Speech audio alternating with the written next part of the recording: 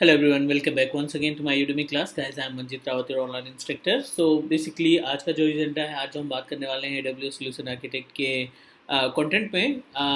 आज हम बेसिकली बात करेंगे एक्टिव डायरेक्टरी सर्विसेज के बारे में। It's basically AWS directory services, right. अगर हम प्रीवियस सेशन की बात करें तो आई थिंक लास्ट सेशन में हमने आपको डिस्क्राइब किया था अबाउट सर्टिफिकेट मैनेजर, मीन्स किस तरीके से आप AWS पोर्टल के जरिए सर्टिफिकेट मैनेजर के थ्रू आप किसी भी डोमेन के ऊपर सर्टिफिकेट परचेज करके अप्लाई कर सकते हैं, राइट। तो हम अभी भी उसी पेज पे हैं, mean security identity and compliance पे हैं। तो सिक्योरिटी आइडेंटिटी एंड कंप्लायंस के अंदर एक ऑप्शन आपको दिखाई पड़ेगा directory services, which is one of important topic because इस सर्विस के ज़रिए आप अपने सर्वर ऑपरेटिंग सिस्टम, जो भी क्लाइंट मशीन हम परचेज करेंगे, जो भी सर्वर इंस्टेंस परचेज करेंगे, उसके ऊपर एडी की सर्विस को आप यूज़ कर सकते हैं। कॉन्सेप्ट समझते हैं। पहले तो हम ये क्लियर करते हैं कि एक्चुअल में कॉन्सेप्ट क्या है, किस तरीके से ये डायरेक्टरी सर्विसेज हमारी हेल्प करता है और किसी भी ऑर्गेनाइजेशन के लिए डायरेक्टरी सर्विसेज कितनी ज़्यादा इंपॉर्टेंट है। एजेंडा बिल्कुल क्लियर है। यहाँ पे हम बात करने वाले हैं डायरेक्टरी सर्विसेज के बारे में, means basically AWS directory services. तो AWS directory services is a type of service which is available in security and identity compliance. और I hope you all of you know about the active directory. अगर हम बात करें on premises के केस में, server 2012, 2016 या 2019 के केस में अपने पास एक ऑप्शन रहता है रोल्स एंड फीचर्स का। आप रोल्स में जा करके एक्टिव डायरेक्टरी की सर्विस को आप इंस्टॉल कर पाते हैं, करेक्ट। बट एडी की बात करें अगर AWS पोर्टल के ऊपर, तो AWS पे एक्टिव डायरेक्टरी को इंस्टॉल करना या एक्टिव डायरेक्टरी सर्विस को यूज़ करना थोड़ा सा अलग है। कैसे? इसके लिए हमें क्या करना पड़ेगा, AWS की सर्विस परचेज करनी पड़ेगी, डायरेक्टरी सर्विस, ठीक है। एक तरीके का ये प्लेटफॉर्म है जो सर्विसेज है।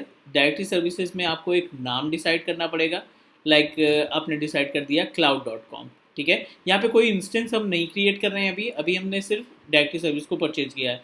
बिकॉज यू नो दैट जब भी हम ऑन प्रोमाइसेस पे डायरेक्टरी सर्विस को एग्जीक्यूट करते हैं या डायरेक्टरी सर्विस को कॉन्फ़िगर करते हैं, तो हम जो भी नेम मेंशन करते हैं .com .net .in means .com लगना चाहिए उसमें।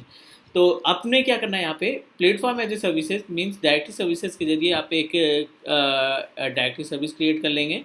उसके बाद इसी डायरेक्टरी सर्विस को हम एक इंस्टेंस, वो कोई सा भी इंस्टेंस हो सकता है,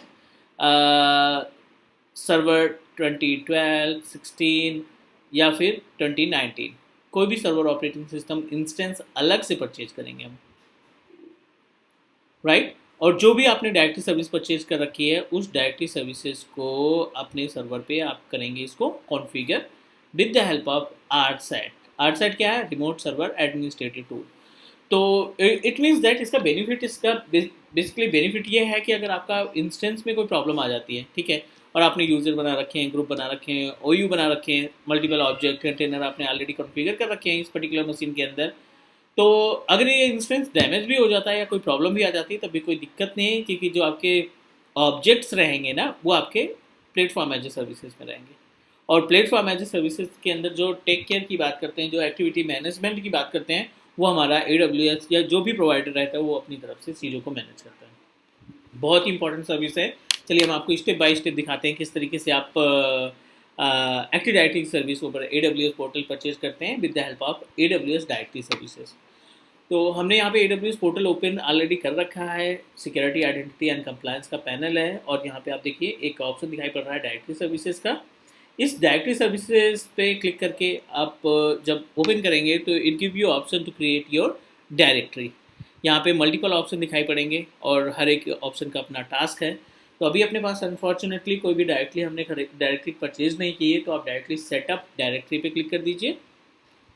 मल्टीपल ऑप्शन यहाँ पे दिखने वाले हैं, AWS manage directory, simple AD connector, Amazon Cognito users pool, 4 अलग अलग तरीके का ऑप्शन यहाँ पे दिखाई पड़ रहा है। AWS manage directory, manage Microsoft AD का मतलब ये है कि अगर आप इस पर्टिकुलर डायरेक्टरी सर्विस का इस्तेमाल करते हैं तो इस सर्विस के ज़रिए अगर आपके पास इंस्टेंस में 2012, 2016 या 19 है तो आप उसमें आर्टसैट के जरिए एक्टिव डायरेक्टरी सर्विस का इस्तेमाल कर पाओगे। सिंपल एडी का मतलब ये है, सिंपल एडी का मतलब ये है कि अगर आपके पास इंस्टेंस में 2008 का सर्वर है तो आप सिंपल एडी का इस्तेमाल करेंगे। 2008 के बाद यानी लेटेस्ट वर्जन के ऑपरेटिंग सिस्टम है तो आप AWS मैनेज माइक्रोसॉफ्ट एडी को प्रोसीड करेंगे। एडी कनेक्टर की बात करें तो इसका बेसिकली लॉजिकल कनेक्टर जो आपको ऑप्शन देगा ऑन प्रोमाइसेस से क्लाउड पे डायरेक्टली जो आपने बना रखी है उनके बीच में कम्युनिकेशन बनाने के लिए।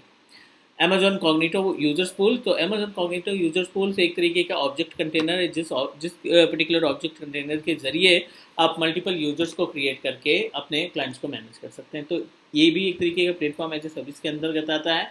लेकिन अभी का जो एजेंडा है हम यहाँ पे बात करने वाले हैं माइक्रोसॉफ्ट एडी के। तो माइक्रोसॉफ्ट एडी पे सेलेक्ट करके हम क्लिक कर देंगे। दो ऑप्शन यहाँ पे देखने लगे हैं, स्टैंडर्ड एडिशन और इंटरप्राइज। तो बिल्कुल नाम से क्लियर लग रहा है। स्टैंडर्ड एडिशन पे अगर आप प्रोसीड करते हो तो आपको उसमें 1 GB का स्टोरेज, 86 लगभग $86 पर मंथ आपको पेमेंट देना पड़ेगा। और ठीक है, और इसमें जो अगर हम बात करें ऑब्जेक्ट्स की तो लगभग 30,000 के आसपास ऑब्जेक्ट्स आप बना पाएंगे, मतलब यूजर्स कॉन्फ़िगर कर पाएंगे। यहीं पे इंटरप्राइज की बात करें तो $288 पर मंथ आपको पे करना पड़ेगा। 17 GB का स्टोरेज आपको मिलेगा और जो लगभग यूजर्स की कैपेसिटी की बात करें तो 5 लाख ऑब्जेक्ट्स आप इसमें तैयार कर सकते हैं। तो इतना नीड है नहीं हमें। I am going to proceed with the standard basic सा FKDN, जो अभी हमने थोड़ी देर पहले बात की थी ना कि आपको डोमेन नेम डिसाइड करना पड़ेगा। तो चलिए cloud.com से ही हमने एक डोमेन बना लेते हैं, राइट। नेट बायोस नेम देना है तो ठीक है, कोई दिक्कत नहीं यहाँ पे। एंड यहाँ पे सबसे इंपॉर्टेंट है एडमिनिस्ट्रेटर। जो यूज़र नेम होगा वो हमेशा आपका एडमिन होगा और पासवर्ड आप अपने हिसाब से मैनेज कर सकते हैं, कोई भी पासवर्ड। तो हम यहाँ पे एक कॉमन पासवर्ड यूज़ कर लेते हैं, ठीक है, @1234। ठीक है, no need to do anything. Standard edition को हमने किया प्रोसीड, नेक्स्ट। एंड VPC तो नॉट वर्जीनिया लोकेशन है अपने पास जहाँ पे हम डायरेक्टली क्रिएट कर रहे हैं, डिफ़ॉल्ट VPC इस्तेमाल कर रहे हैं। अगर आपको लगता है कि नहीं आपको खुद के नेटवर्क में इस्टेब्लिश करना है तो you should create a VPC, but अभी टेस्टिंग पर्पज़ के लिए हम केवल डिफ़ॉल्ट VPC का इस्तेमाल कर लेते हैं, क्रिएट डायरेक्टरी। तो ये जो पूरा टाइम लेगा, ये जो डायरेक्टरी बनने में जो टाइम लगेगा वो अप्रॉक्सीमेटली 20 to 25 मिनट, ठीक है ना। 20 से 25 मिनट का आपको टाइम देना पड़ेगा, आपको इंतज़ार करना पड़ेगा। और उसके बाद फिर आप देखोगे कि ये cloud.com का जो cloud.com का डोमेन है वो रेडी टू यूज़ हो जाएगा। क्रिएटिंग स्टेटस है, इसको क्रिएट होने देते हैं। मीनवाइल इसी लोकेशन में जाकर के ना एक इंस्टेंस बना लेते हैं, क्योंकि इंस्टेंस की रिक्वायरमेंट पड़ेगी। cloud.com को हम अपने इंस्टेंस के साथ अटैच करेंगे। तो अटैच करने के लिए हम पहले से ही प्रिपेयर कर लेते हैं, एक इंस्टेंस बना के रख लेते हैं सर्वर 2012 का।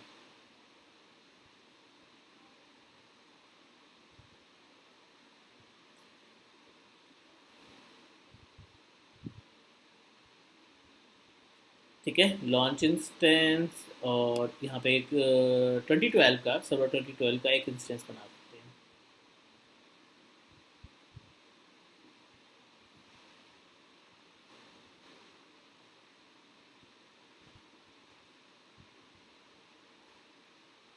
बेसिक सर्वर 2012 R2 सेलेक्ट करते हैं, इसको बेसिक सा कॉन्फ़िगरेशन सेलेक्ट कर लेते हैं, लाइक एज 1 GB की रैम, एक कोर का CPU। यहाँ पे थोड़ा सा कॉन्फ़िगरेशन बढ़ा लेते हैं ताकि परफॉर्मेंस स्पीड थोड़ा सा अच्छी मिल सके हमें।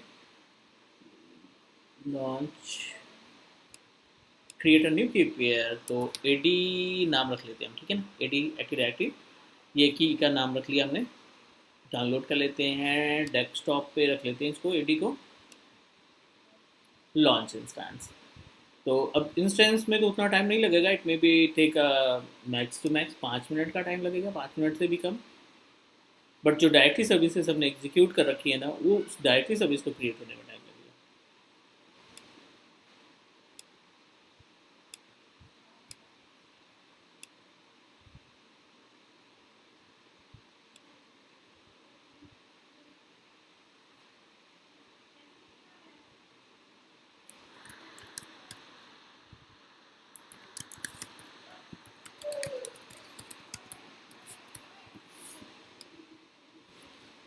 ठीक है, इसमें थोड़ा सा टाइम लगने वाला है, तो डू वन थिंग, हम वीडियो को कर देते हैं, पॉज कर देते हैं।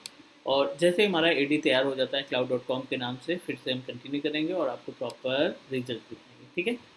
तो अभी के लिए थोड़ा सा इंतजार कर लेते हैं।